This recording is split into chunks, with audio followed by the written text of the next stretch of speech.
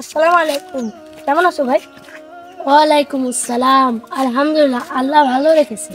আজকে তো প্রথম রোজা, তুমি রোজা আছো ভাই? জি ভাই, আমি আজকে রোজা রেখেছি। আলহামদুলিল্লাহ ভাই, আজকে খুব খুশি খুশি লাগছে। এবার মাদ্রাসায় চলো। আশেপাশে তো কেউ নেই, এটাই সুযোগ। এই রে, তাহলে ভাই আসতেছে। ভাই, তুমি এখানে কি করছো আর তোমার হাতে কি দেখি? ভাই, তুমি না রোজা রেখেছো? না মানে আমি আসলে না খেয়ে থাকতে পারি না।